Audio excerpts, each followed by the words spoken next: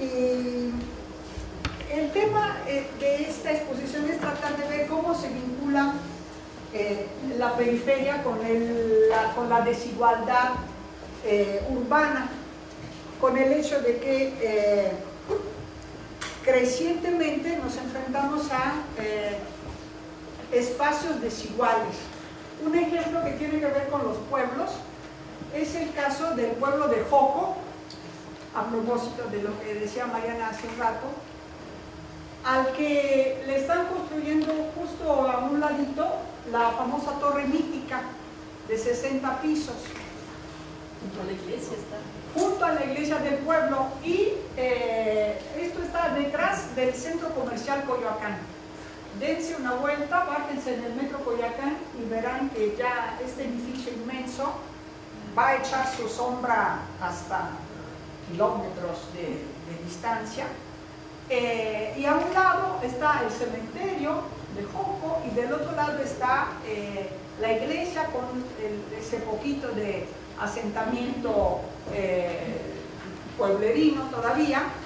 Ha habido una larguísima batalla legal de la gente del pueblo, asesorados por algunos para tratar de impedir esa construcción, y sin embargo la construcción ha logrado imponerse. Ustedes dirán, ¿cómo es posible que en un entorno donde todas las casas son más o menos bajas y hay incluso ciertos límites para no construir tanto, cómo es posible que de repente un gran corporativo tiene legalmente el permiso para construir 60 pisos?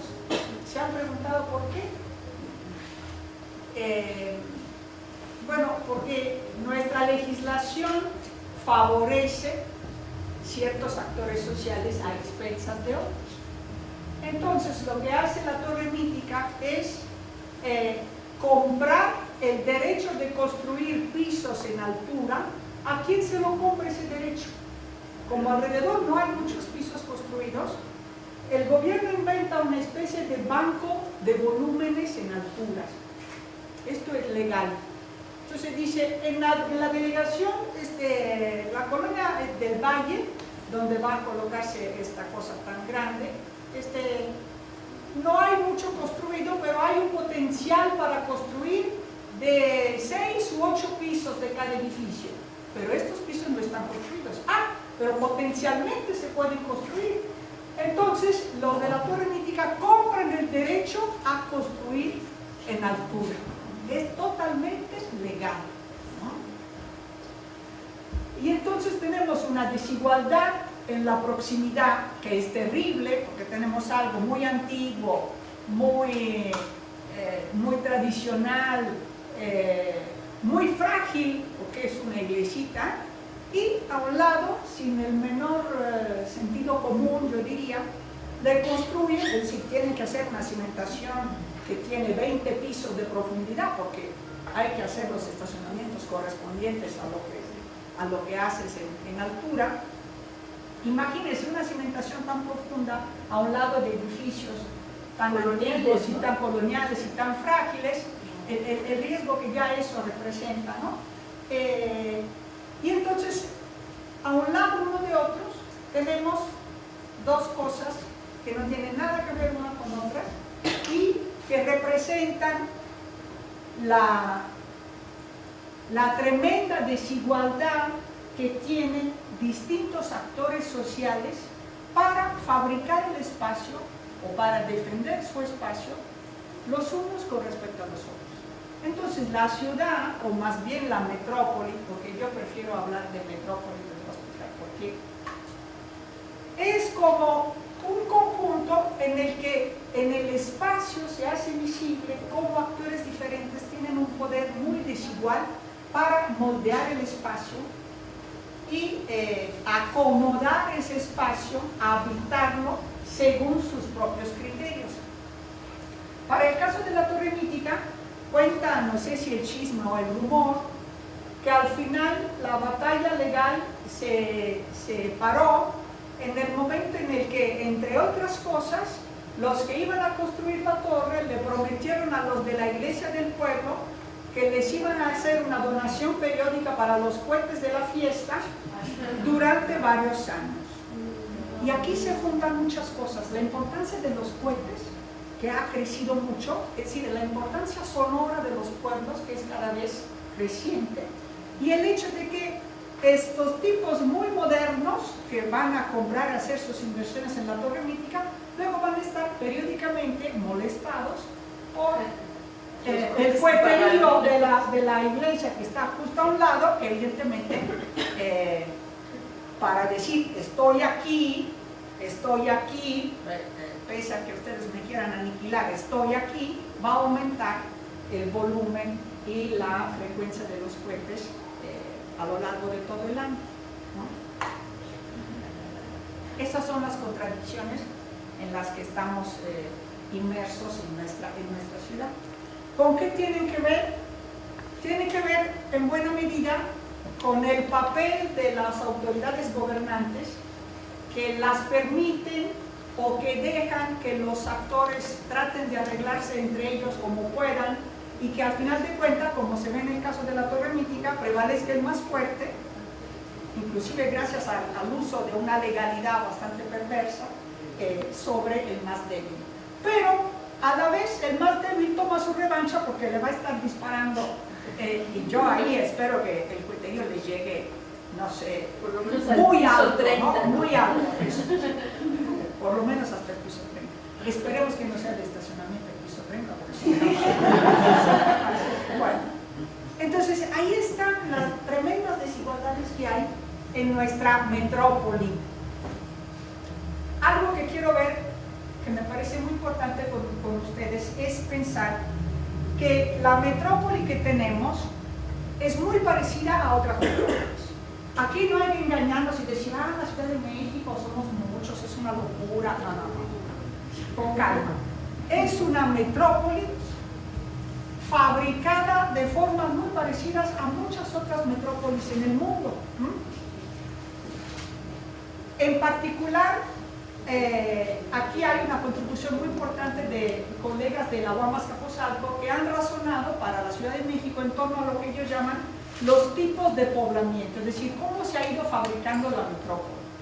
La metrópoli, en resumidas cuentas, es la expansión de la ciudad a partir de la industrialización, ¿no? Que sucede en todas las ciudades. En las ciudades clásicas, París, Londres, sucede en el siglo XIX, cuando se expande la industria. Entonces hay que poner fábricas en las afueras de las ciudades, hay que poner varios obreros junto a esas fábricas, y ahí se empieza a dar como un hinchamiento de la ciudad histórica, ¿sí? A ese inflamiento, a esa expansión de la ciudad histórica le llamamos metropolización. Dentro de la metropolización hay un englobamiento de los pueblos, hay incluso un englobamiento de otras ciudades. Azcapotzalco, Coyoacán eran ciudades aparte y ahora terminan siendo parte constitutiva de la metrópoli o de la Ciudad de México hecha metrópoli a través de su proceso de metropolización. Entonces, estos son otros tantos tipos de poblamiento. Es decir, un tipo de poblamiento es, pongo una fábrica y entonces voy a construir un barrio obrero. Otro tipo de poblamiento es, bueno, necesito entonces construir vivienda para los sectores populares o para los servidores del Estado y fabrico una unidad habitacional. Otro tipo de poblamiento es la gente que viene del campo, expulsada del campo, que ya no es redituable y que entonces va a trabajar en las fábricas. En el caso de la Ciudad de México, mayoritariamente esa gente compra tierra ejidal o tierra que no se podría fabricar, no se podría construir, la compraba. Entonces, ¿qué tengo ahí? Pues el tipo de hábitat que tenemos aquí alrededor, es decir, lo que llamamos colonias populares, es decir, un tipo de hábitat fabricado por los habitantes y poco a poco, que poco a poco se va haciendo de servicios, ¿sí? De servicios públicos. Entonces tenemos, así es como por pedazos, digamos, por tipos de espacios distintos se va fabricando esa ciudad metrópolis. Lo interesante es que estos distintos tipos de espacios los podemos encontrar en todas las metrópolis del mundo. asentamientos de autoconstrucción, aquí lo llamamos colonias populares, pero en Barcelona lo llaman chabolas, en Buenos Aires lo llaman chabolas y en Italia se llama borgata, ¿sí?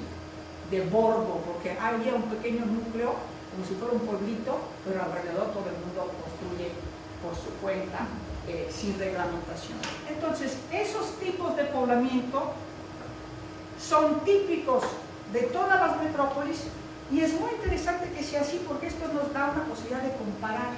Podemos comparar las periferias de una ciudad a otra. Eso es bien interesante. Digamos, no creer que nuestro objeto de estudio es único, ¿sí?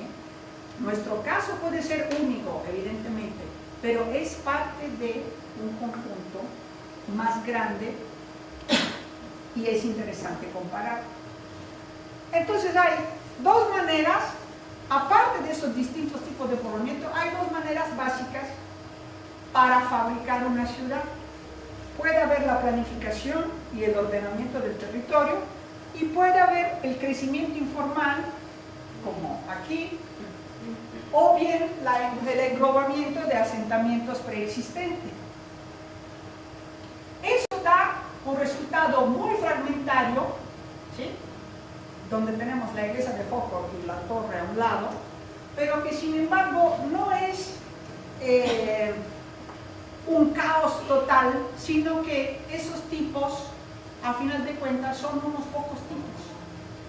Ahora el gran problema de esas torres tan altas es que esas torres también las hay prácticamente igualitas en todas las ciudades, porque como decía Mariana, responden a un exceso de capital que está viajando en la nube de la bolsa de valores, ¿sí? Y que llega un momento en que los propios inversores se asustan de que haya un crack de la bolsa y perder todo, dicen, mejor vamos a construir. Y en todas las ciudades tenemos que esos grandes edificios por la mitad se quedan vacíos. Yo quiero ver la Torre Médica cuando esté ahí y nos vayamos en tour en 10 años, ustedes podrán verlo en 10 años, en 20 años. Le apuesto ya desde ahora que la mitad de ese edificio va a quedar vacío. ¿Por qué? Porque justamente su construcción responde a un afán por bloquear un dinero que está ahí, un dinero financiero que está ahí, que si se multiplica, pero llega un momento en que hay miedo de que sea puro bit, puro volátil, y entonces se concreta en una construcción. Alguien lo va a comprar por la misma razón, porque tiene un dinero que le sobra y dice que voy a hacer, pero no responde realmente a una necesidad de alguien o de grupos para habitar ese espacio. Y hay torres así vacías en Londres, en París, y ya es un tema, ya es un tema. Entonces, bueno, a las generaciones futuras, dentro de tantos problemas de nuestras ciudades, les tocará también bueno. Eso genera entonces un conjunto muy fragmentado que sin embargo sigue teniendo cierta lógica, ¿no? Porque por ejemplo estos distintos espacios tan desiguales terminan siendo interdependientes. Podemos imaginarnos que algunas personas nativas del pueblo de Joco vayan a trabajar a servicio con los habitantes de la Torre Mítica o pidan trabajo como personal de limpieza en las oficinas que van a estar en la Torre Mítica. Y todavía tienen suerte, ¿por qué? Porque en ese caso tienen la proximidad geográfica.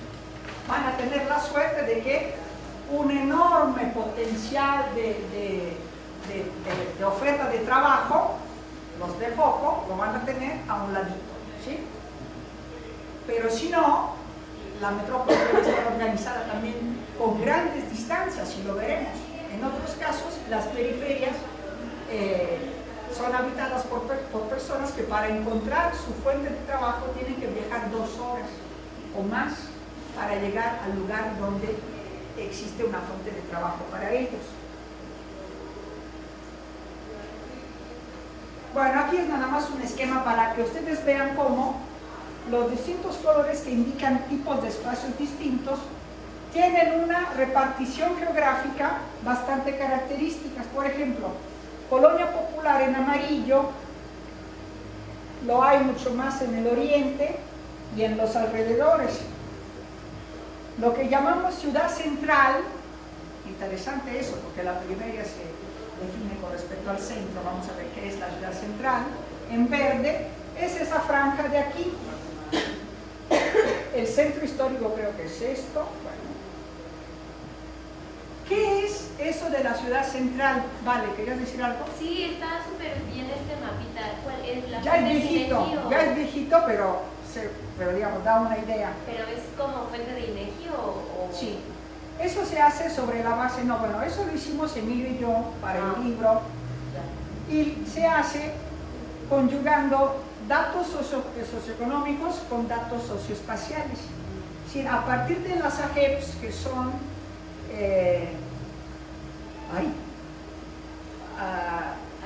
áreas geográficas básicas, que son polígonos geográficos que traza el INEGI, en la UAM Azcapotzalco ahí tienen un observatorio de la ciudad, de la metrópoli.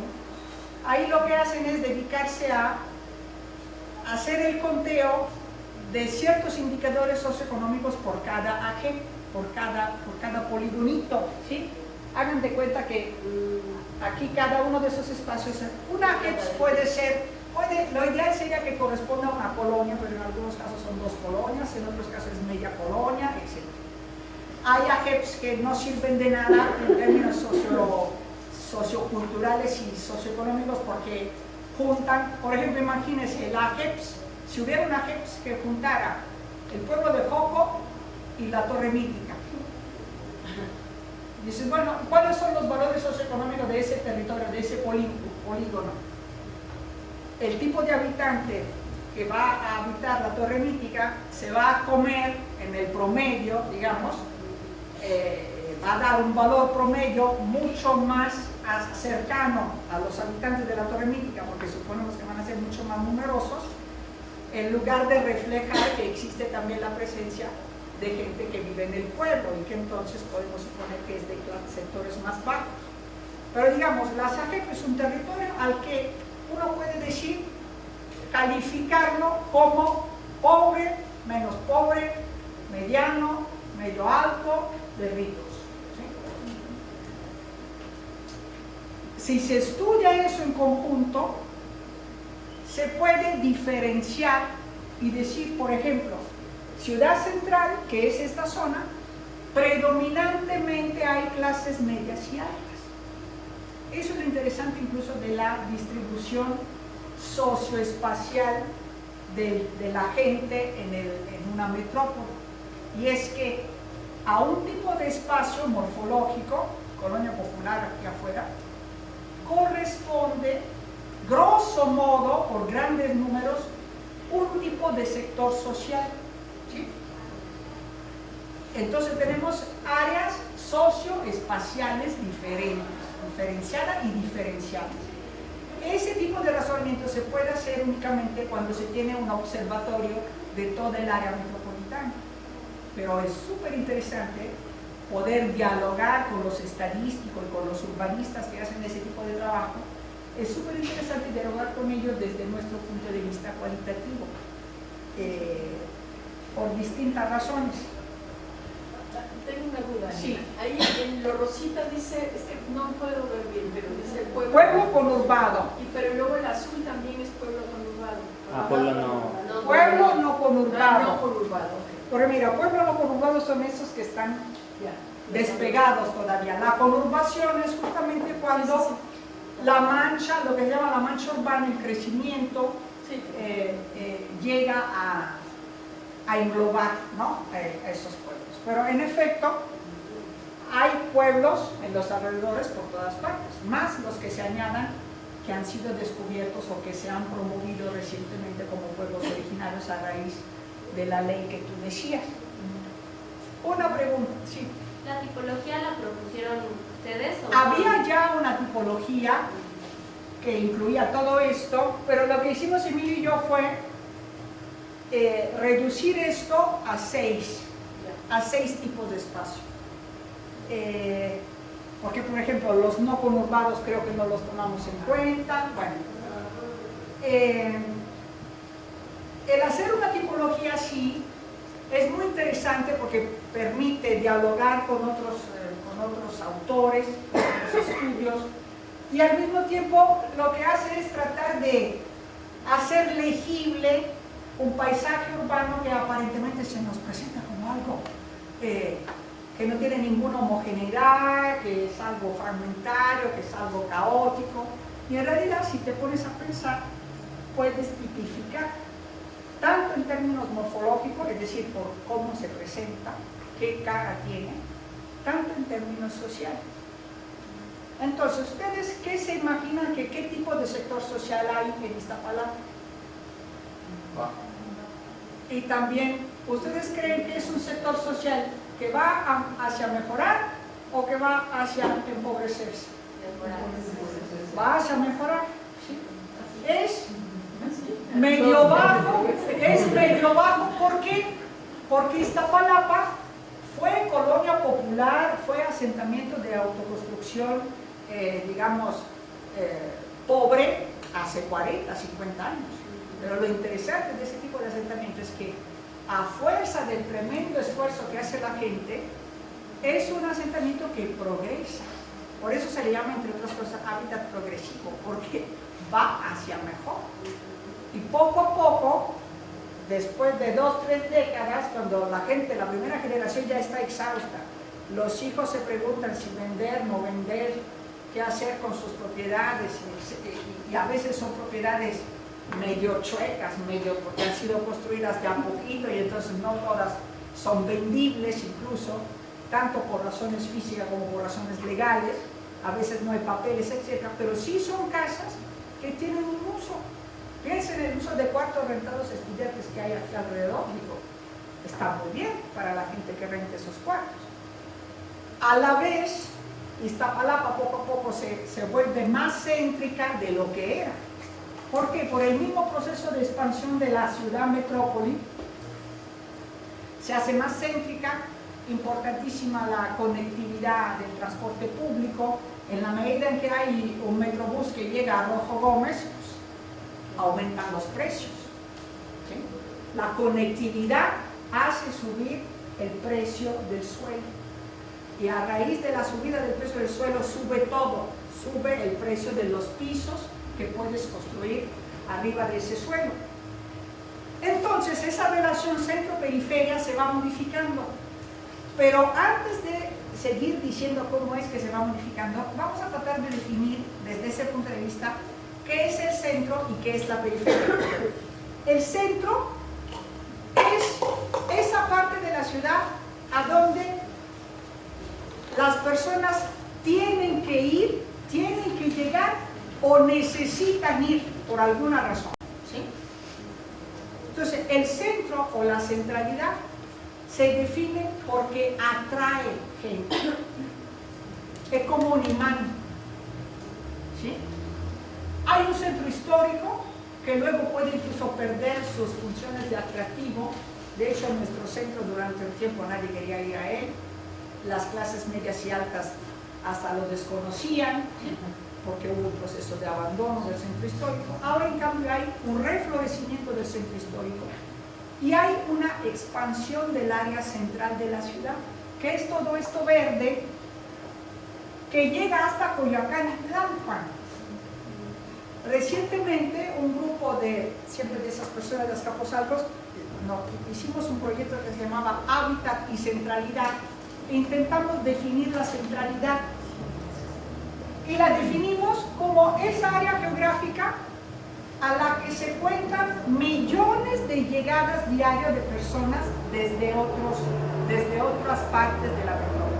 La delegación Cuauhtémoc, que es la más céntrica, porque está adentro de ella el centro histórico, las colonias bonitas, la Roma, la Condesa, etc., donde hay un dinamismo fuerte de bares, comercios, oficinas, etc., todo eso está en la delegación Cuauhtémoc. Se calcula que no sé cuántos millones de gente, 2, 3 millones diario, van a la Cuauhtémoc a trabajar y luego en la tarde se van.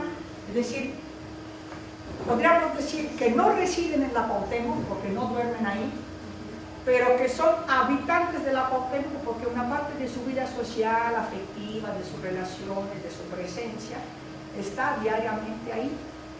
Perdón, ahora sí que querías decir. ¿Cómo se veía lo blanco en ese mapa? Si es que es porque hay mucha transgeminidad. Lo blanco debe ser sin urbanizar, ¿cierto? Esto se supone, esto incluye la Ciudad de México y 29 municipios conurbados. Es un área muy grande. Y otra pregunta, que quizás la desarrollo más antes, pero ¿cómo piensa que intervino el terremoto en esa dinámica? Si el terremoto influye o más bien tiene que ver con esa dinámica. Mira, es todo un tema para otra serie de conferencias. Habría que ver, Sí. ¿no? Porque este último no tanto, pero el 85 sí. Habría que hacer Usual, una investigación porque es contradictorio, porque por una parte sí hubo una expulsión de gente. Aquí el tema en nuestra ciudad es que donde es más peligroso que tiemble, a ver si me ubico Antes, ahora bien, ya no. es aquí. Sí. Donde es más peligroso el temblor es justamente en la Cuauhtémoc, porque es pantanoso el subsuelo y porque es donde vemos que se caen los edificios. Entonces, hubo cierto vaciamiento después del 85 de esa zona, pero no tanto. Lo que yo siento es que el poder de atracción por la centralidad que tiene esa área incluso supera, es más importante que el temblor, porque al final de cuentas el temblor lo puede haber uno cada décadas. ¿Sí? Y entonces, mientras tanto, nos acercamos al 19. Mientras tanto, el negocio y lo que puedes sacarle de vivir esa centralidad o de tener una propiedad en esa centralidad es mayor, o de reconstruirla, claro, por supuesto. Una cosa que a mí me llamó la atención después de este último terremoto es que yo hubiese pensado que la gente de la Roma se iba a ir y al revés, subieron los precios de renta. Eso quería Es decir. muy impresionante eso. Eso quería decir, cada vez más, justo en los meses inmediatamente después, sí hubo como una oleada de que vamos a perder nuestra inversión o van a bajar los precios, pero no. ¿Y eso de qué nos habla?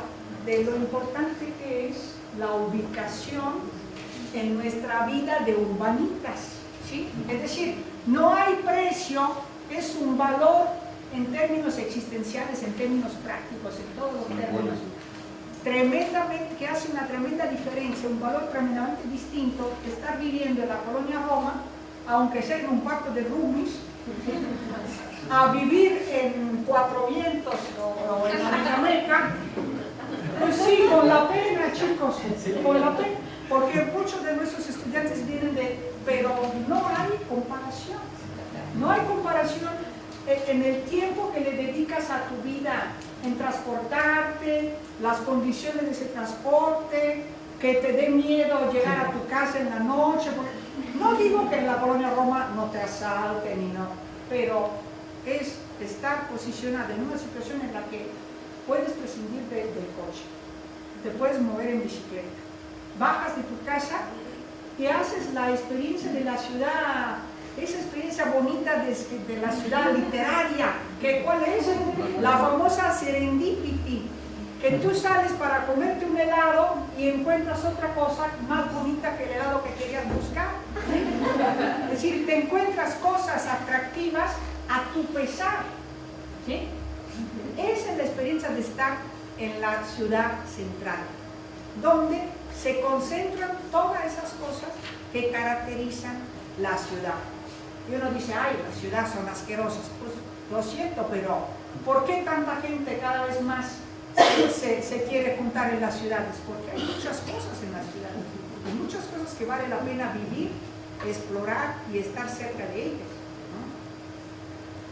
Entonces, bueno, lo interesante aquí es hacer conciencia del hecho que la ciudad es muy variada, pero no es una gama infinita de cosas que no podemos abarcar. Sí podemos abarcarlas, e incluso existe eso tan importante que llamamos división social del espacio urbano. Es decir, el hecho de que ciertos sectores sociales predominantemente los encontramos en un tipo de espacio y otros sectores sociales predominantemente los encontramos en otro tipo de espacio. Entonces aquí tenemos ahora clase media baja. Si vamos más lejos, si vamos a Chimalhuacán, tenemos mayoritariamente, porque siempre hay excepciones, clase baja. ¿Sí? Y si yo les pregunto, ¿y los ricos dónde viven?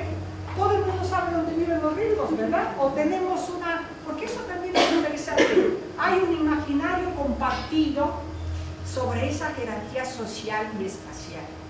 Es decir, no es que... No hay pierde, no hay equivocación. Si yo te pregunto, ¿dónde crees que vivan los ricos? Vamos a pensar, cada quien piense 2 o 3 lugares donde viven los ricos en esta ciudad. Y luego vamos a comparar. A ver. Las Lomas. Las Lomas, un clásico. ¿Cuántos pensaron las Lomas? ¿Ves? Si yo digo, a ver, menos ricos que las Lomas, un poquito menos de los de las Lomas, porque las Lomas yo me imagino terrenos de 2000 metros, con una mansión adentro, casi con un bosquecito, bardeado todo, ¿verdad? Ok, esos son una casota de 30 millones. La Casa Blanca, el caso de la Casa Blanca es el caso de... Si yo digo, a ver, un poco menos ricos que las Lomas, ¿dónde los ubicas? Pedregal. Pedregal, muy bien. Polanco, muy bien. ¿Sí? San Ángel, y podemos hacer una jerarquía. ¿Qué es una jerarquía? Socioespacial de espacios. Desde los espacios más caros hasta los espacios menos caros y más precarios, ¿no? Pero, por ejemplo, ahí pienso como en el caso de Iztapalapa, como delegación que está en el mapa como colonia popular sobre todo, más o menos así. Perdón. Pues no sé si tanta clase media baja vive en Iztapalapa. En Iztapalapa, Ajá. yo creo, me atrevería a decir que hay mucho dinero en esta parte específica del oriente, Sí. por las centrales de abasto, Seguro, por todo el seguro. como Claro, dinero en efectivo claro, que se hay mueve acá. excepciones. Hay excepciones. Se puede decir que la central de abasto, no por casualidad se llama central, y la UAM Iztapalapa son 2 centralidades, es decir, 2 lugares a donde llega gente que están en Iztapalapa, que si no tuviera esos lugares, sería un lugar más periférico de lo que es al tener dentro de su territorio a la UAM y a la central de abasto, por supuesto. Entonces, eso nos muestra cómo ese asunto de centro y periferia, como decía Mariana, está bastante complicado. Y que no son tan directas esas relaciones. No. Pero creo que también está interesante el uso del dinero, ¿no? O sea, tú puedes decir, como aquí en Iztapalapa también hay mucho uso de dinero, pero no es el mismo, por ejemplo, en como se usa en Polanco o en Culiacán, no sé, también el tipo de personas o el tipo de trabajo genera otras dinámicas al tener ese dinero, ¿no? O sea, Sí. como que también es algo interesante. Bueno, Es chistoso que aquí de pronto ya no puedes usar tarjeta, o sea, llegas como a esta zona ya no puedes pagar con tarjeta y en otros lugares de la ciudad ya casi todo es con tarjeta o existe la posibilidad de pagar nuevos formatos como Bueno, con celular y pagar la cuenta ¿Eso con qué te celular. dice? Que hay también un centro periferia en cuanto a la formalización o informalización de la economía. Porque el no uso de tarjeta y el uso de efectivo te está hablando que esas son transacciones que la gente que las hace no quiere que sean rastreables, ¿sí? Al tener una tarjeta de crédito, que es lo que quiere ahora el SAT, que todo el mundo sea tarjeta viente y que su gasto sea rastreable, un centavo que gastes, si lo gastas por tarjeta, se puede, digamos, rastrear, justamente saber de dónde a dónde fue el dinero, ¿no? Y eso es para que te pidan pagar los impuestos correspondientes. Entre que es Pero rastreable aquí no. y que a lo mejor también creo que en Iztapalapa a lo mejor, no sé, igual es muy aventurado, hay mucho más efectivo, la gente Sí. normalmente tiene más efectivo y no usa tanto crédito. Sí. Y en otras partes de la ciudad que aparentemente son de mejor clase, Sí. la gente está pagando ya casi todo con créditos Sí. y este tipo de dinámicas Sí, económicas. sí, sí. son formas distintas de la pertenencia de clase, ¿no? Ahí algo que puede incidir en definir tu pertenencia de clase es también el nivel educativo.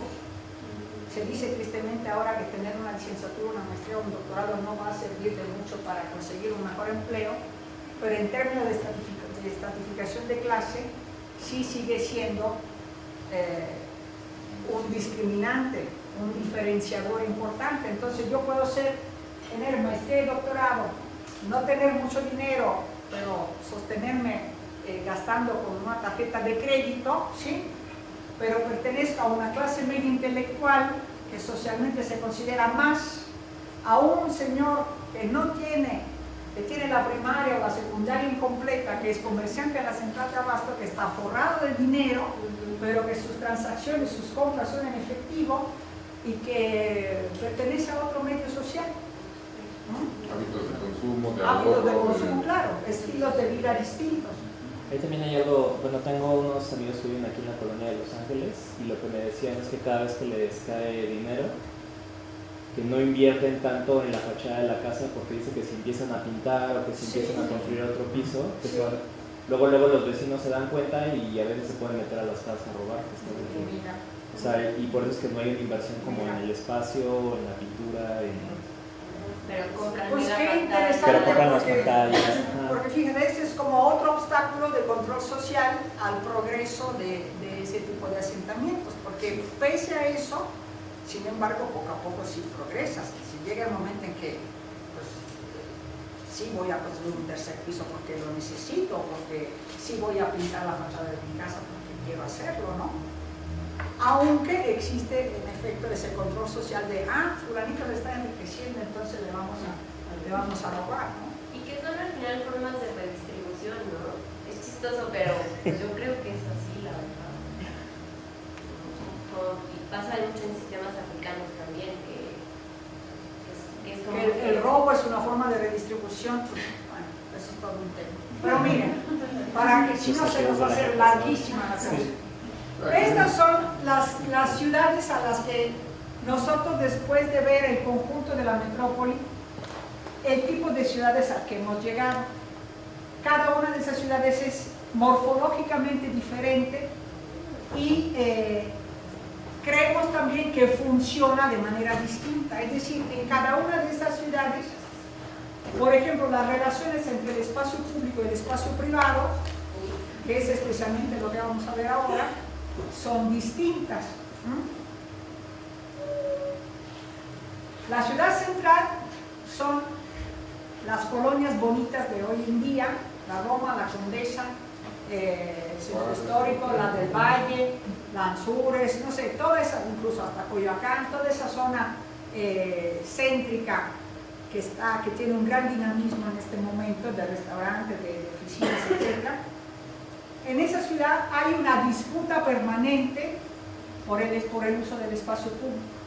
Y esa disputa es sobre todo entre los vecinos residentes y los nuevos servicios que llegan. Se pone un bar, los vecinos no aguantan el ruido, no aguantan la congestión y entonces emprenden una lucha legal en contra de estos distintos usos del espacio. Luego es que existen los fraccionamientos residenciales, caso de Las Lomas. Fraccionamientos residenciales los hay de muy ricos a casi pobres. Pero lo interesante aquí es que el fraccionamiento residencial es un tipo de espacio donde lo que hay son casas unifamiliares vinculadas por una vialidad más o menos planificada y son el tipo de espacio donde se va a vivir una pareja con hijos en una etapa de la vida en la que lo que se busca es un jardín para los niños, tranquilidad y que los vecinos sean como yo. Por eso le llamamos el espacio homogéneo, distinto a la ciudad central, que en cambio es un espacio diversificado, porque como todo quiere estar ahí, hay oficinas, restaurantes, servicios, peluquería, pensión de perros, X, y habitantes. Luego vienen los conjuntos habitacionales, que son las unidades habitacionales que bien conocemos. Estos son espacios planificados, con sus espacios comunes, sus pequeños jardincitos, etc. sus lugares de estacionamiento, que típicamente luego alguien se los agandalla, o por ejemplo el jardincito que hace el de la planta baja, en esas unidades habitacionales de la planta baja a veces se agandalla el pedacito de jardín y ya lo convierte en su propio jardín. ¿Han visto eso en los conjuntos habitacionales? ¿A qué responden esas prácticas? A que ese pedacito de jardín en la planificación del espacio está concebido como un espacio colectivo. ¿Qué quiere decir? Que debe haber reglas que todos respeten para usarlo como un bien común. Pero es muy difícil entender esto y es muy difícil practicarlo. Entonces, ¿qué le sucede a los espacios colectivos en las unidades habitacionales? Que o quedan abandonados porque no existe el consenso de cómo darles mantenimiento, o alguien que puede agarra una porción y dice, bueno, ante la negligencia general, ante el descuido de los demás, ante el desinterés de los demás, yo agarro ese pedacito y voy a hacer mi huertito, mi estacionamiento, mi jardincito, a sabiendas que no es mío, pero, ¿qué se dice en este caso? Yo lo cuido. Qué interesante, ¿no? Ese asunto del cuidar la tierra de quien la trabaja. La tierra de quien la trabaja, o del cuidar como parte del proceso de estar habitando, ¿sí? El cuidar algo quiere decir que lo habitas, ¿sí? Y también puedes habitar en un lugar, pero si no lo cuidas, es como si no lo habitaras, ¿no? Luego vienen las colonias populares, el espacio negociado, aquí alrededor. Aquí, como los vecinos tuvieron que hacer, ellos hacer el asentamiento, en una situación de casi ausencia de las autoridades, casi ausencia, siempre están las autoridades y son un punto de referencia más presente de lo que se cree. Pero digamos, la tónica aquí es que los vecinos se ponen de acuerdo entre ellos sobre lo que se puede hacer o no se puede hacer en la calle. En las colonias populares, ¿qué encontramos? Que por ejemplo se respeta la fachada del vecino y no me voy a estacionar enfrente de su casa, ¿no? O también existe el hecho de que el frente de la casa de cada quien lo usa como quiere, deja escombro ahí, sepulta a sus perros cuando se mueren ahí, Cortas tu parte del arbolito. todo tipo de cosas, cortas tu parte, o pones una jardinera de tu gusto, ¿sí? ¿Qué quieren decir esas cosas? Que ese pedazo de 2 metros enfrente de mi casa es pensado como parte de lo mío. ¿Y por qué? Porque en efecto, en muchos casos, en el origen, por eso es bien importante la genealogía de los espacios, es decir, o la forma como se produjeron los espacios. En el origen, la calle no existía, cada quien compró un predio y luego surge el problema de que, ¿y cómo llegamos a nuestros predios ahora? Hay que dejar el espacio para la calle. Entonces, esos 2 metros, que ahora son la calle, mi abuelita sabe que los compró y luego los tuvo que dejar para que fueran la calle. Entonces la gente siente un derecho de uso y de posesión de ese frente de su casa porque en algún momento lo adquirió y porque en ausencia de un cuidado público de la calle, cada quien se hace responsable por lo menos de ese frente de su casa. Y es muy interesante ver, por ejemplo, que hay un ritual que es el barrido del frente de la casa, incluso en colonias populares donde todavía no hay banquetas, pero sale alguien en la mañana a barrer su rectángulo exactamente hasta el medio de la calle, porque el siguiente rectángulo le toca al de enfrente y está perfectamente medido lo que me corresponde barrer, pero no hay una ley, ni una regla que establezca eso. Entonces, en ausencia de esa reglamentación formal, lo que hay son negociaciones entre los vecinos y lo que nosotros llamamos, Emilio y yo, los arreglos tácitos, es decir, el hecho de que la gente, por la experiencia acumulada en la vecindad, en el hacer el asentamiento, en el construir las casas, ya sabe sin preguntar lo que se puede y no se puede hacer. Cuando las personas se ven en la obligación de preguntar y de enfrentar y de decir, no, tú esto no puedes hacerlo, ya estamos hablando de un riesgo de que haya un conflicto potencial que puede resolverse de manera violenta. Pero lo que prevalece es cierta tendencia a la negociación. Ok, si yo te dejo, tú me dejas, más o menos ahí sabemos. Los pueblos de la metrópoli, ya les habló Mariana de ello, es un espacio que lo calificamos de ancestral, porque es este argumento de que desde tiempos inmemoriales los pueblos han estado, mientras que han visto que ya hay estudios que demuestran que ni fueron tiempos inmemoriales, que las poblaciones humanas siempre se han movido de un lado a otro. Entonces, ancestrales puede querer decir desde hace 3.000 años, pero también puede querer decir desde hace 30 años. Llegamos y aquí estamos y nos autoconcebimos como pueblos y entonces se va. ¿Sí?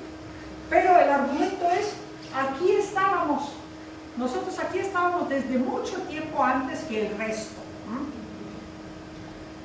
Y las nuevas formas del hábitat, que son periféricas, aunque algunas son de ricos y otras son de no ricos, de sectores más bien populares, que definimos como el espacio insular porque es un espacio que se fabrica y se concibe de una manera totalmente desconectada del resto. De alguna manera todas esas torres responden a la lógica del espacio insular. ¿Por qué? Porque los de la torre mítica le venden a la gente que va a comprar ahí, que adentro de la torre va a haber el gimnasio, el hospital, el supermercado, el salón de juegos, la terraza, al último piso te pongo la piscina, y entonces te lo venden como una isla en sí, casi con la invitación de vente a vivir aquí y podrás prescindir de la ciudad, puedes prescindir del entorno, pero ya sabemos que no es así porque van a oír los cohetes. Magro consuelo. Pero esa es la idea, espacios concebidos como islas y en efecto se colocan donde sea. Con tal de que haya una llegada vial, ahí los ponen y son unos espacios realmente muy soberbios porque hacen como que ignoran la ciudad, ¿no? O como si quisieran prescindir de la ciudad, lo cual es imposible, ¿no? En realidad es imposible. Me llama mucho la atención pensar que toda esta tipificación de diversos tipos de espacios, creo que prácticamente todos los podemos encontrar en lo que comúnmente concebimos como la periferia, o sea, los márgenes de la ciudad, ¿no? Sí. Santa Fe podría ser un espacio disputado como una ciudad central que no está en el centro, pero que tiene las características. Bueno, sí. Y bueno, y así, ¿no? Los fraccionamientos residenciales también en esa zona de no sé, las lomas, que también están muy cerca de la periferia, hay colonias populares, hay pueblos originarios, hay espacios insulares. Entonces es curioso porque las periferias no son homogéneas, no son unificadas, no son como las pensábamos tradicionalmente. No, para nada. Hay un poco de todo, aunque es un asunto de escala, porque hay espacios predominantes en ciertos lugares, ¿sí? Y también otra cosa interesante que hay que decir sobre esto, eso es una tipología que se hace a partir de un análisis muy extensivo de muchos datos de toda la metrópoli, pero al mismo tiempo es una tipología que tiene que ver con una realidad, pero al mismo tiempo hay que concebirla como una especie de hipótesis o de apuesta, es decir, yo la propongo, pero todo el tiempo estoy pensando, ¿sigue siendo vigente? Es decir, a cada espacio nuevo que me encuentre, yo tengo que discutir eso y decir, ¿cabe dentro de alguno de estos? ¿De verdad o no? ¿O es que tengo que encontrar otro tipo? ¿Tengo que acuñar otro tipo? Por ejemplo, cuando empezamos la investigación, este tipo no estaba. Habíamos pensado el cuestionario incluso para los primeros 5 tipos. Al final nos dimos cuenta, no, pero están estos espacios que son como cápsulas, ¿dónde los ponemos? Y creemos que son otro tipo. Y bueno, obviamente por intereses propios, como sabes, me salta que no está considerada como una ciudad adicional en la lista pues, del asentamiento informal. Sería en su fase incipiente. El origen de esto es el asentamiento informal. El caso que tú tienes es muy singular. A lo mejor podemos hacer en efecto un tercer tipo, asentamiento marginal que no puede progresar. Sería tu caso, porque este es, colonias populares surge como asentamiento marginal y puede progresar, pero tú tienes el tema de las vías del tren que te lo hace de propiedad federal y ahí hay un problema legal, jurídico, que no hace mejorar ese asentamiento. Entonces también Pero estaríamos seguro, hablando. seguro se podría añadir. Y también como la complejidad, la dificultad de la psicología, pensando que también el espacio es un término del proceso, permanente. Claro. Entonces, ¿cómo significamos algo que está, no sé, en menos de un año te construyen un super edificio y te cambia? Te cambia el panorama, perdón, cambian los habitantes de esa JEPS, entonces tienes que volver a sacar todas las cuentas. Y bueno, son como, hay al mismo tiempo que tomar en cuenta modificaciones singulares que pueden incidir y no perder de vista la tendencia general, es decir, todo el tiempo tomar en cuenta lo local que yo estoy estudiando, porque somos antropólogos y estamos nosotros también muy asentados en un caso o en algunos casos, pero sin perder de vista ese panorama que a final de cuentas es lo que le da sentido al caso que estamos estudiando. ¿Me explico? Pero eso es para todo. Si tu tema es la población, ¿cómo se llama? Celtal en Chiapas. Tú vas a tu aldea Celtal una nada más y ahí se acaba tu investigación. No lees de la historia de Chiapas, no te pones a leer de los pueblos mayas y cómo se fueron desparramando en esa zona y si los celtales son o no son vinculados. Es decir, hay un contexto, ¿sí?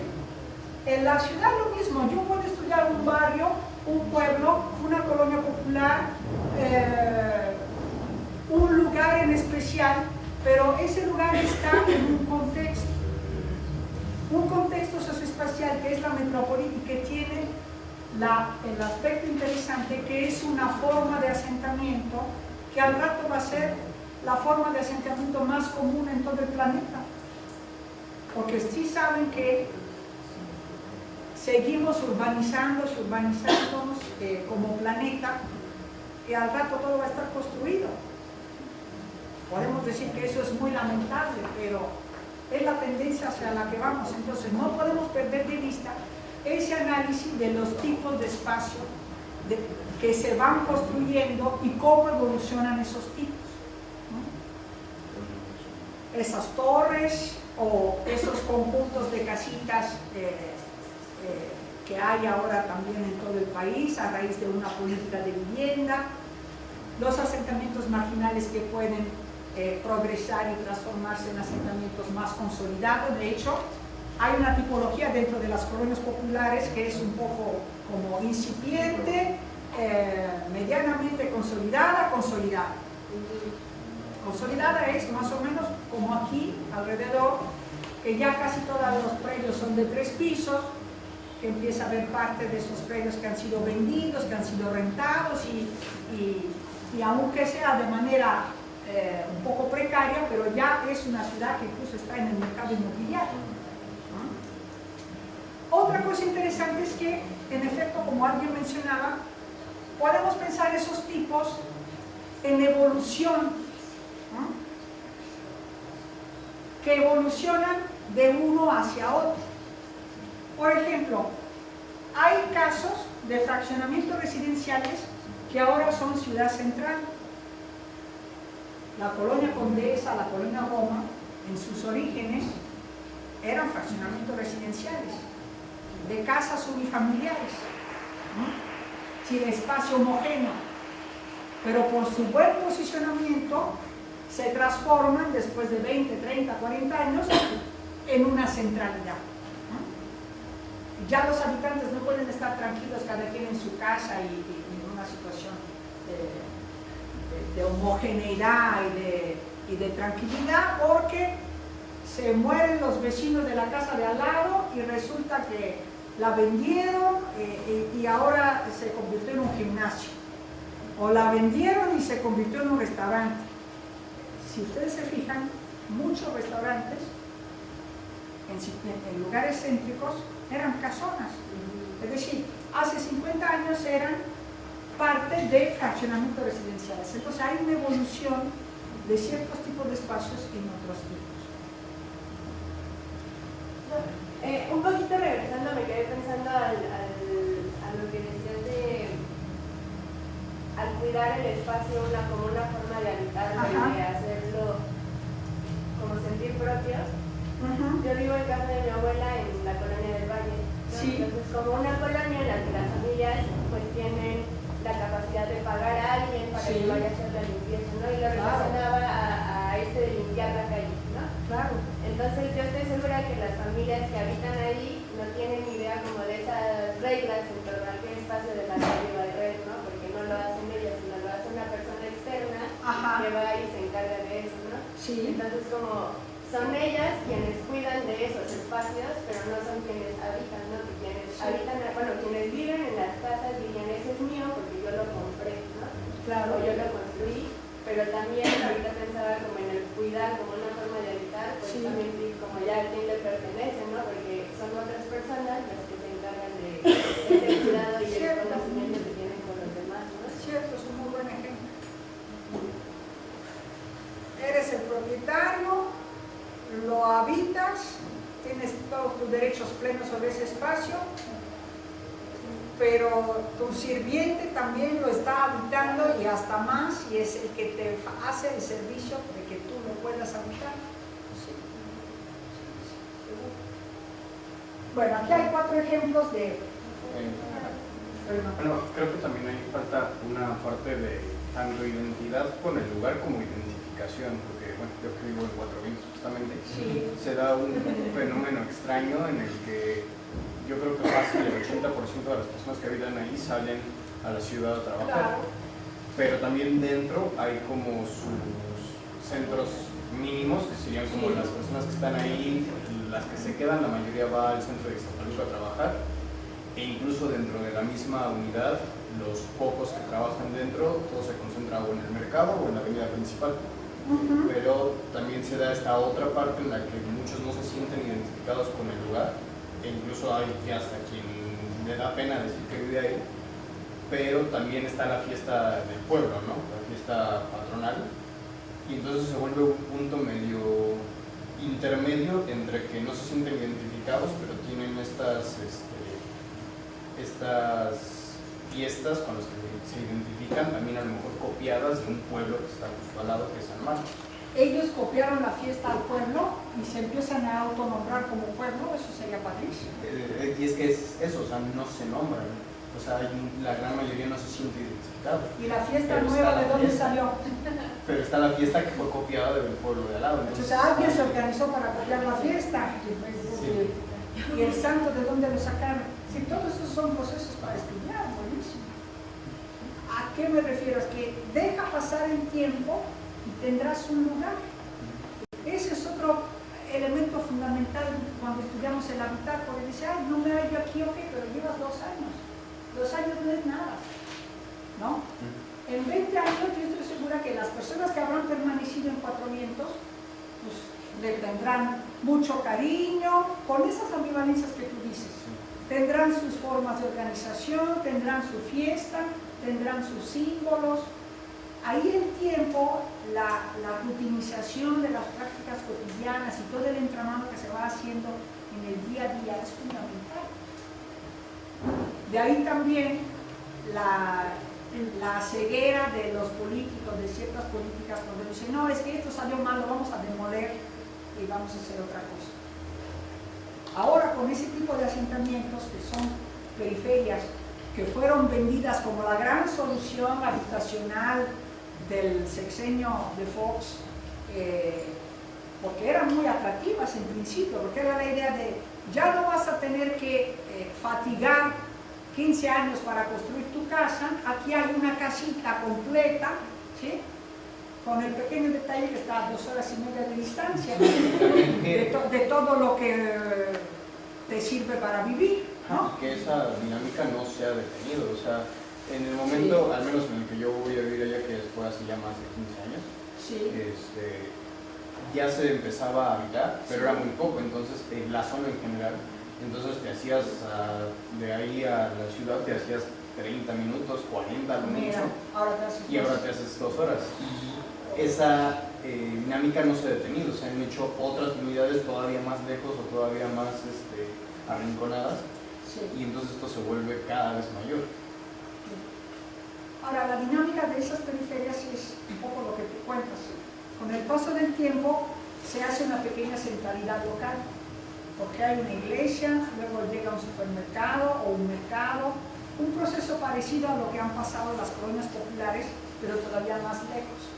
El problema serio, bueno, yo veo en ese tipo de hábitat 2 problemas muy serios.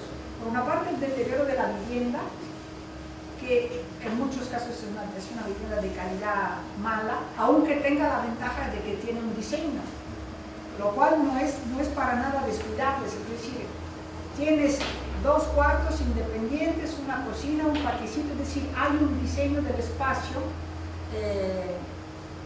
que le da cierto sentido a la vivienda, distinto a cuando tú tienes un predio y por falta de dinero vas construyendo cuartitos que luego no sabes cómo se vinculan unos con otros, pero tampoco quieres demolerlos para volver a hacer otra cosa porque no te lo puedes permitir. Entonces tienes una vivienda informal de autoconstrucción con todos los límites muy severos que tiene la vivienda de autoconstrucción.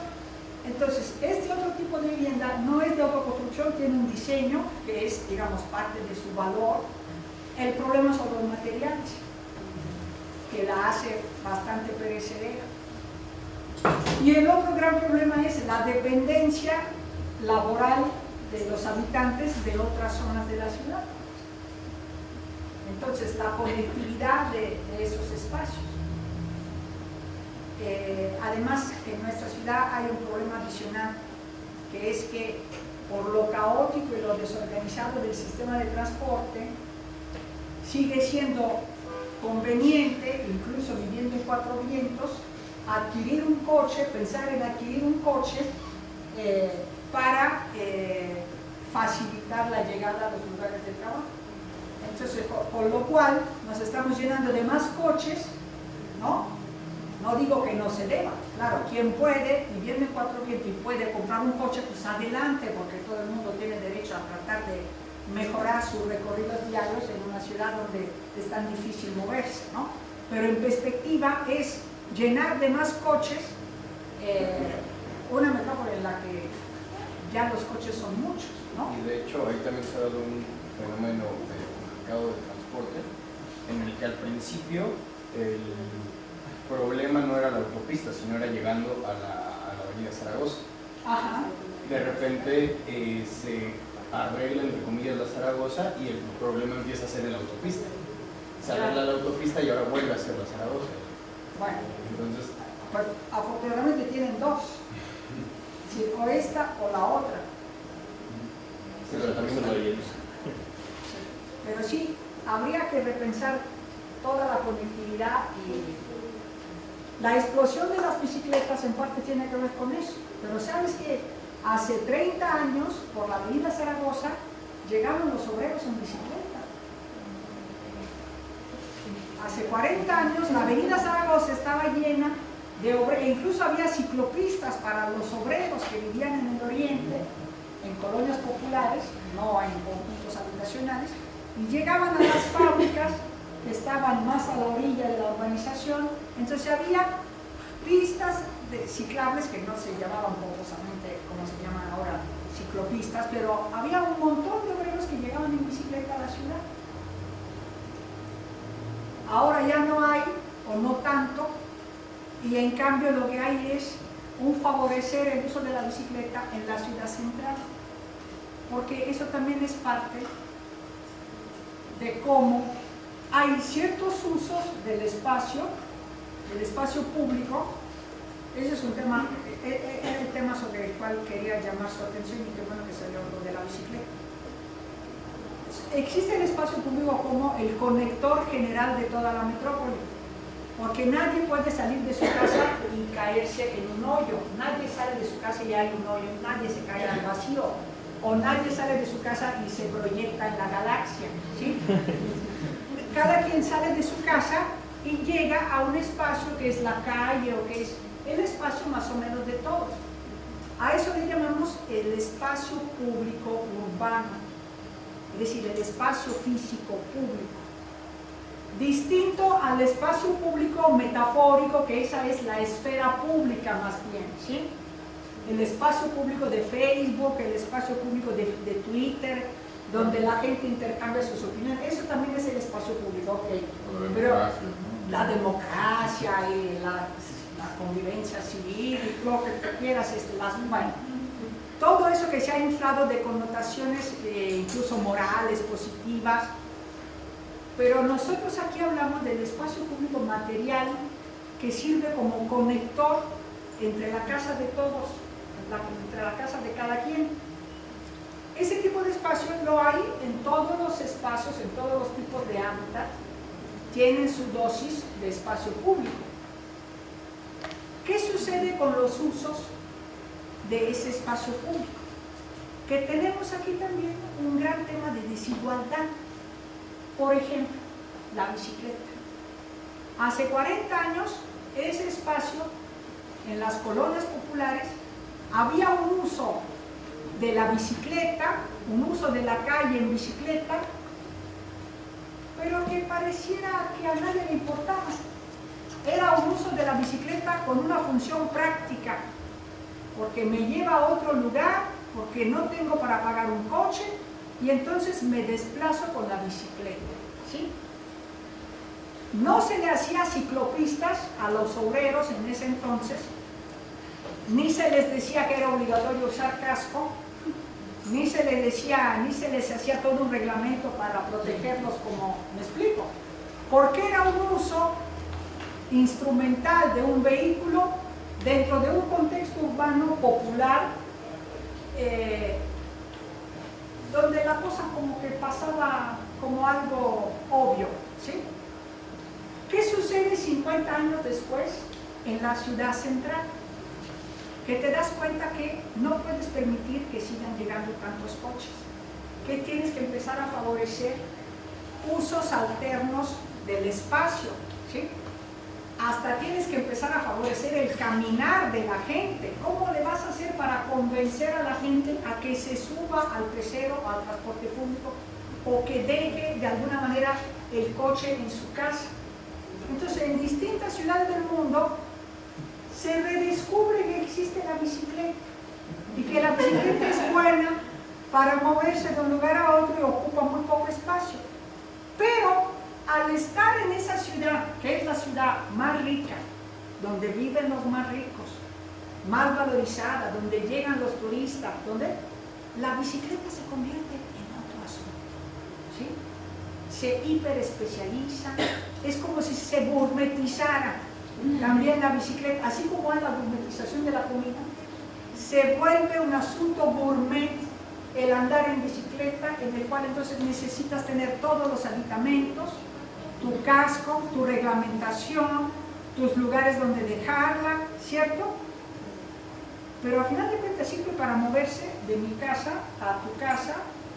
¿Verdad que su función básica no ha cambiado? Pero alrededor de eso se construye un conjunto de prácticas que son muy distintas y que hacen una gran desigualdad entre un chavo que sale de su casa en bicicleta perfectamente protegido con su casco, etc., al panadero de la colonia aquí a un lado que está haciendo el reparto de la tortilla en bicicleta, que ni se le pasa por la antesala del cerebro usar casco, tener una luz, nada, ¿sí?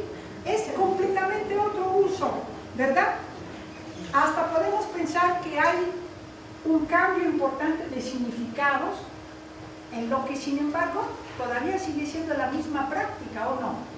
Entonces, el ejemplo de la bicicleta sirve para que pensemos que hay usos del espacio al que le damos connotaciones diferentes según el contexto habitado en donde estemos, ¿sí? En cada una de estas ciudades que decíamos, a ver,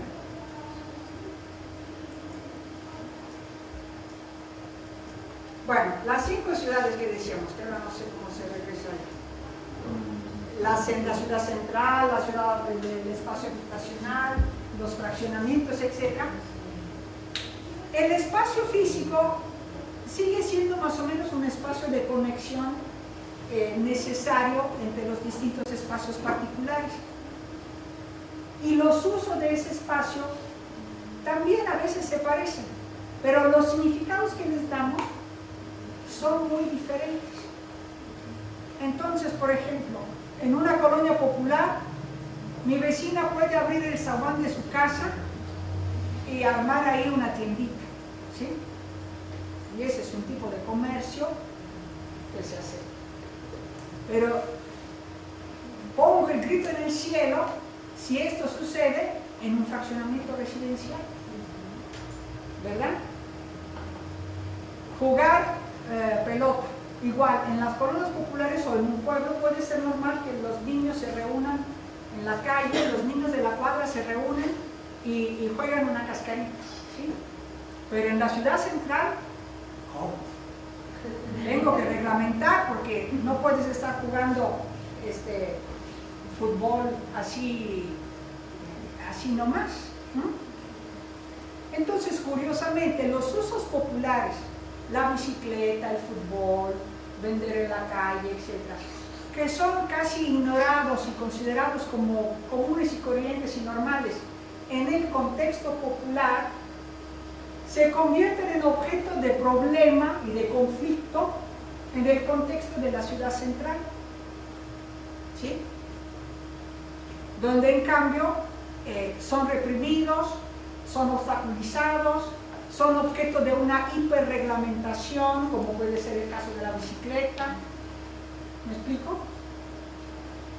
Me parece que es interesante eso porque nos muestra una vez más que estamos en la misma ciudad, el espacio público es lo que une todo, el espacio público urbano une todo, pero las reglas de cada espacio son diferentes y los significados que ciertas prácticas tienen en cada espacio también son diferentes.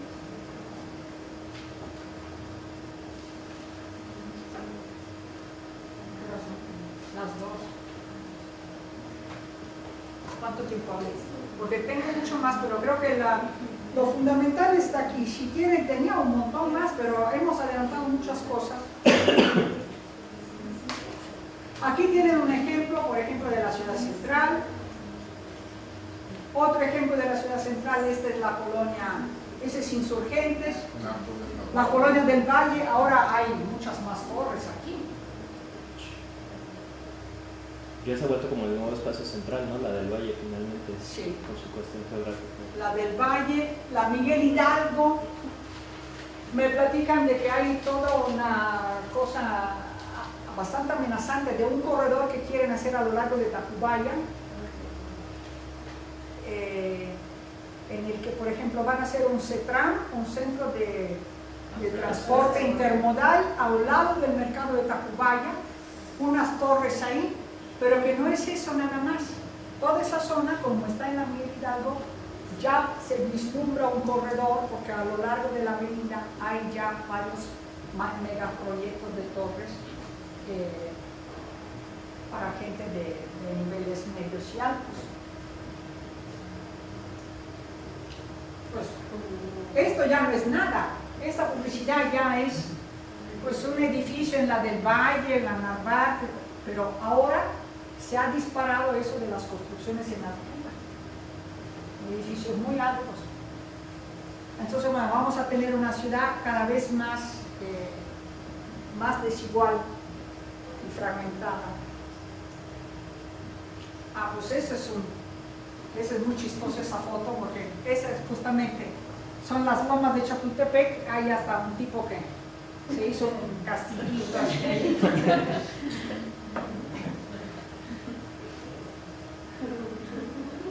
Pues ese es otro tipo de periferia, pero evidentemente mucho mayor conectada, y ahora la evolución de ese espacio, de ese barrio justamente, es hacia Ciudad Central. Ahora muchas de esas casas están convertidas en oficina, en notarías, las han vendido para hacer torres. Todavía hay parte de eso, pero evoluciona hacia Ciudad Central. Pero también es esto, fraccionamiento residencial es también esto, es decir, algo mucho más modesto, pero que responde a la misma lógica de casa unifamiliar, con un poco de verde común, para decir que hay también una gama dentro del mismo tipo de hábitat.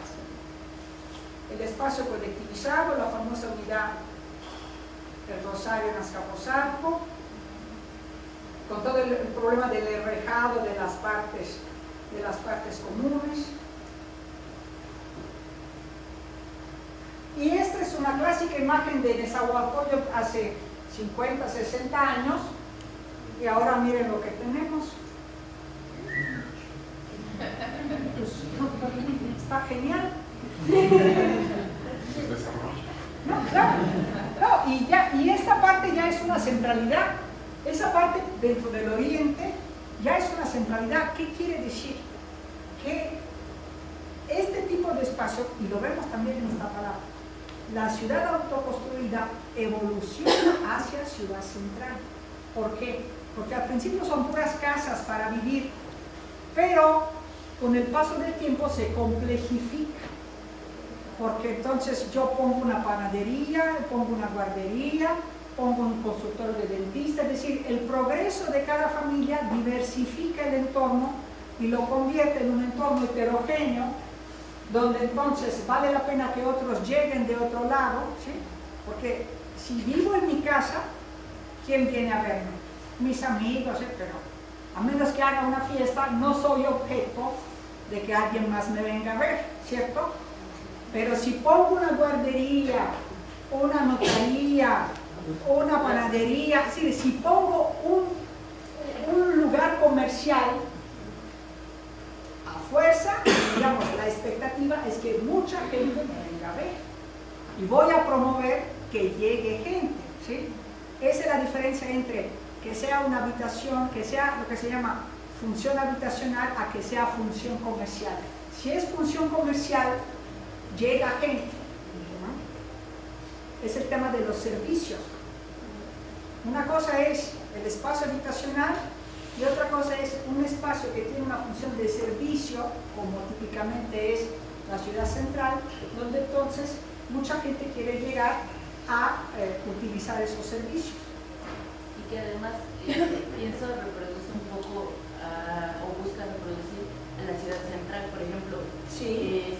Si no me equivoco, esa es la avenida López. Sí. Entonces, lo que ha hecho es que ha reproducido de alguna forma lo que es el centro histórico, porque hay secciones en donde se venden materiales especializados, por ejemplo, para máquinas o para telas o para algunas cosas específicas, y que son justamente especializados, o sea, no se encuentran en cualquier otra tienda, pero que están conglomerados por espacios, ¿no? O sea, no se encuentran, por ejemplo, lugares en donde vendan cosas de costura en toda la avenida, sino en una zona específica. Sí. Entonces reproducen un poco la ciudad. La concentración de comercio de cierto tipo, sí. Interesante. Y lo que decía Lalo Migón hace rato sobre cómo cada nueva centralidad genera sus símbolos, como el caso del Ángel o del pantalón en Santa Fe o en esta también ya hay como Claro, está el coyote. El guerrero chileno. Hay un guerrero, pero hay un coyote también. Hay un coyote, hay un guerrero. Cabeza de Juárez. Cabeza de Juárez, claro.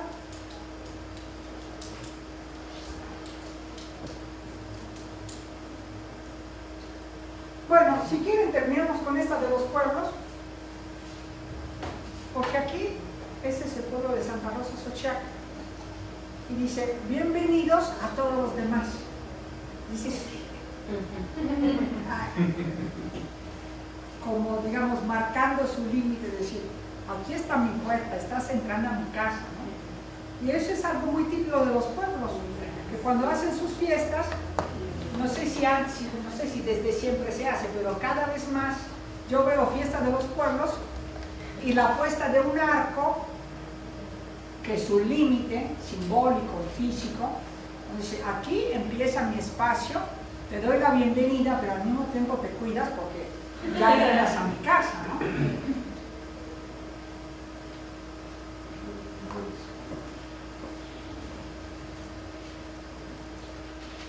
Bueno, eso ya lo vimos.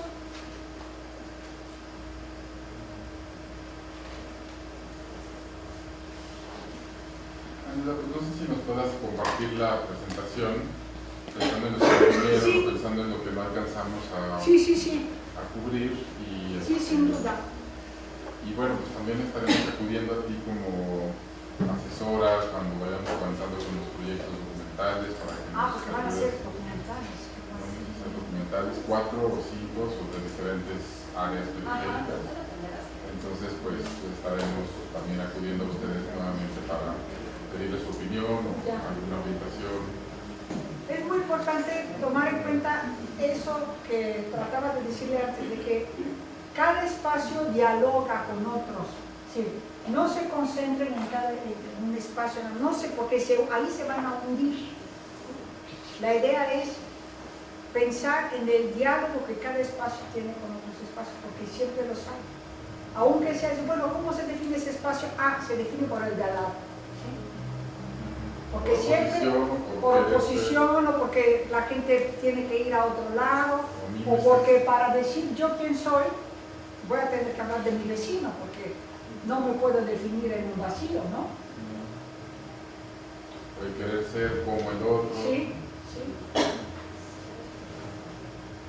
Y otro tema que, bueno, al ratito que veamos más sobre las imágenes y la cultura visual, que mencionabas también me parece muy importante, no solo cómo son los espacios o los datos duros de cómo vive la gente, sino los imaginarios. O sea, la ciudad tiene por un lado un estrato real, material, concreto, económico, de interacciones, tal, pero tiene todo otro lado que pasa por las representaciones sociales, por los imaginarios, de cómo nos relacionamos, cómo nos imaginamos al otro, cómo discriminamos al otro, o cómo nos integramos a una clase o a un estrato social determinado.